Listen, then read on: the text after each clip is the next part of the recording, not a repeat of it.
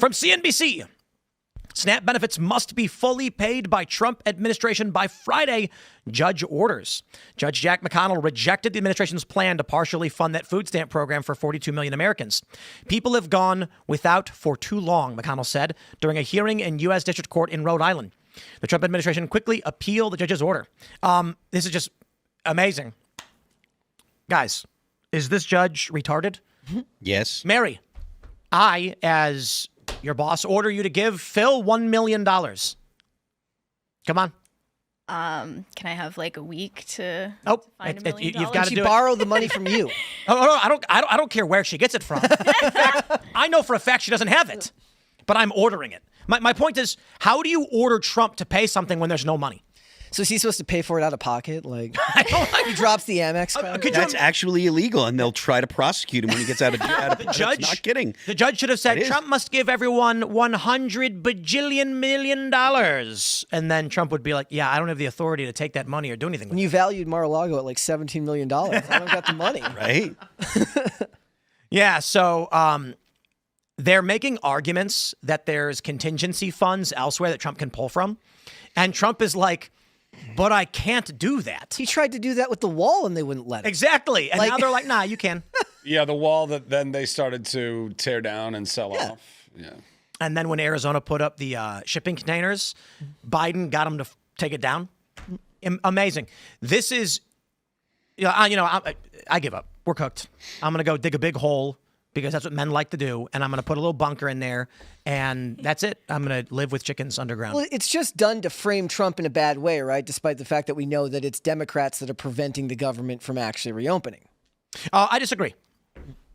How? I disagree.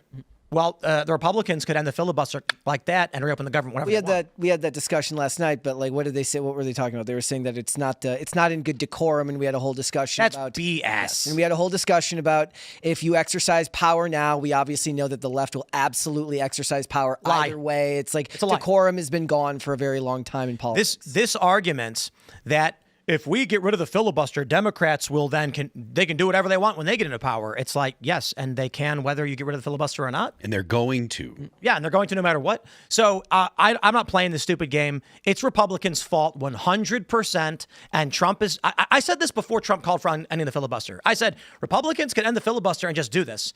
Day later, Trump says, end the filibuster. And I'm like, my man. So all of this is the fault of Republicans, and they own it. And I don't know what that means. But I'm not here to play games where it's like, oh no, Republicans have to win because Democrats are bad. Yo, if your choice is a giant douche and a turd sandwich, sometimes you just go, crap. Well, and the Democrats have wanted to end the filibuster for ages, right? They're going to pretend like it's suddenly sacred now. They've talked about it and they've alluded to it, just like they've alluded to adding states and they've alluded to packing the court. Yeah, I think that this Trump administration, with the successes that it's had, even though there are people out there that are going to swear up and down that there have not been successes, I think that the Supreme Court, the things that Trump has managed to get because of his appointments to the Supreme Court, I think that the Democrats are going to do whatever they can to accrue as much power to the Democrats as possible the next time they get into get into office, get into a position of authority. And I think that that's not really arguable. I think that they feel so dejected and so beaten up by not only losing to Trump, but by the rightward shift that we saw the last election season. I think that they're gonna get back into power and they're gonna be like, all right, we need to do something to prevent this from happening again. Because again, even though this is clearly a situation where the democratic system worked the way that it was supposed to, right? Donald Trump won the popular vote. He won all the swing states. They still feel like they were somehow, power has been stolen from them, and they're going to move to prevent that again. What if we I'm trying to figure out how to navigate this Snap thing, because there's this viral video of a guy at a Subway. I don't know if you guys have seen it. And he punches a Subway worker in the face because he ordered a sandwich and then tried using an EBT card to buy it. And they were like, you can't do this. And the guy said, well, I'm taking the sandwich anyway. And then they were like, you can't. And then he was like, make me. And then he's leaving. And the store worker is like, leave now. And the guy goes, what'd you say to me? He goes in and punches him in the face. And I'm just thinking, like, the problem with Snap largely is those guys. There are a lot of people who clearly don't need to be on EBT that are on EBT. Mm-hmm. And if we knew that every single person receiving it was like, I'm trying my hardest, thank you for the help, nobody would bat an eye at this. They'd be like, Trump, come on. Like, this is moms and dads and hard workers. But the problem is, I doubt the majority of these people are actually in need. Well, it's been abused since the beginning. I mean, obviously there are people, but it's also designed in a way to encourage people to abuse it. Yeah. If you're a single mom that has multiple children, then you get more and more money. So then that tells certain people, like, I'm going to, the father of these kids, I'm going to be out. I'll be out of this situation. Well, they'll live together, but intentionally not get married so that they can make it look better on paper. Yeah. Which is bad. Which is very bad. Or lie about the people who are members of their household. So even if they live together, that's not how it looks on paperwork. Again, it just incentivizes irresponsibility. There are some people that will have a brother that they'll bring from a foreign country and marry them to grant immigration status to That's them. crazy. Who did Yeah. that? Well, also, It's hypothetical. but also, Crazy but also crazy hypothetical. So uncharitable. But at least they love America. You know, that's Oh, what's so right. great. They love America. But also, you know, speaking to that, I mean, I did see, again, it's on social media. So, but I saw it a couple of different times, like the percentile breakdown of how many people who are SNAP, receiving SNAP benefits who are actually American citizens versus who are not American citizens. And that was heartbreaking. Well, the clarification, because a lot of people have been sharing this thing about, 48% of Afghanis and 30%. The majority of people who receive SNAP are American, but the majority of, not the majority, but large portions of each migrant demographic receive SNAP. So like half of migrants who come from Afghanistan are getting food stamps. Clearly there's a problem. Do you mean legal migrants? I think the metric is legal. Okay. But illegal immigrants are getting it as well. And the issue is that Democrats just claim they're not really illegal because of some technicality. Because no one's illegal. Well, there's no such thing as a border anyways. So. Someone proposed, I don't know if it was like Jack Posobiec or Will Chamberlain, that if 10% of an ethnic group from a country migrates here is on SNAP, we suspend all immigration from that country. There you go. And I agree with that. I mean, there's got to be something done to incentivize people to actually be in the workforce and de-incentivize them from taking advantage of it. And again, that gets into the granular, application of any one of these things. If you're not willing to get into the granular application, then you're just throwing money at something, and it's not going to solve for anything. Yep. Are you talking like law-wise or culturally? Because culturally is how you would have to actually make those changes. No, I mean law-wise. I mean, there's got to be some kind of implementation where you actually have to try to assimilate into the country that you're coming into and be a part of whatever that culture is. And not, what's that? There has to be a desire for that in the first place. Well, I think yeah. there's a lot of people that. Do you mean like I think there's passing a civics test, passing fluency in English?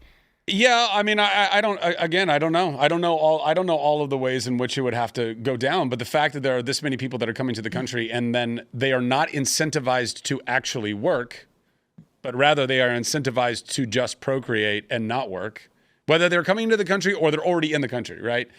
Both of those ideas is not good.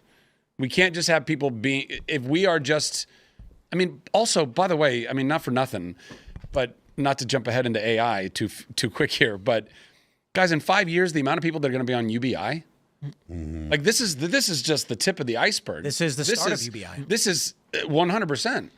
So, I mean, is this even worthy of having a conversation when how many people Have you considered digging a big hole and getting a bunch of chickens and going underground? I did. I'm going to go with rabbits instead. They're much better for, survival meat. No, that's not true. They don't have enough fat.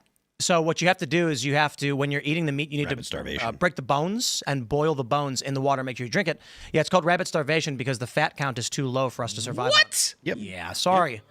True. But Rabbits are gone. Also- They got chickens now. also, it sounds to me like you've never actually raised rabbits because they have very delicate digestive tracts and they're hard to raise. In the wild, there's many of them and they reproduce, but a lot of them die and you can catch them and eat them. But they're actually really easy to kill. So, for instance, you see these videos of people putting their rabbit in like a bathtub to clean them. Right. That will kill them. Because Cleaning them in a bathtub will kill them? yes. Very fragile bones. Very, very, very fragile digestive systems, and they're nervous wrecks. Also, they eat their own poop. They have two kinds of poop. They have regular poop, and then they have Edible mashed. poop. Yeah, it's basically like, cows will cough up the cud and then shit. Rabbits poop it out and then eat it again. Kind of like birds. Do birds do that? Yeah, birds are they'll poop, don't they? I'm pretty sure that there are some birds that poop, and it's like a food that they give to their chicks. Maybe, I don't know. I thought so. All I know birds is are weird. Chickens are easy, real easy, and you can. And is there enough fat in chicken? Yes, yeah, very fatty and very delicious. And the best part is, I really love pad thai because not only do you put the chicken, they don't do this in Thailand. In Thailand, it's shrimp, but in America, we get pad thai. It's usually chicken. It's the chicken and the egg together. We've not only killed its baby, we've killed it, and we eat it at the same time. It's the most metal meal you can have. I'm a fan. Yeah. They're going to buy that with the SNAP benefits. In all seriousness, though, I don't expect anybody to actually dig holes and go live underground, but some people will. Based on what we're seeing, everybody knows my prediction is some kind of social disorder and breakdown. Oh, yeah. We were watching this Elon Musk AI-generated song, which is really amazing, by the way. And I was looking at that, and I was just like, what if the reason why they're racing as fast as they can towards AI is because they know global social order is breaking, and they want the AI to assume control and stabilize it? Possibly. When do you think? So we were talking before the show. You said you think we hit singularity already, in that we're basically living in a culture where it's above all of us, and that the AI that we see is basically just an infantile version of that. When do you think that happened? Maybe 2016. But thanks for checking out this clip from Timcast IRL. Make sure to watch the show live Monday through Friday at 8 p.m. Subscribe to this channel, and we will see you all there.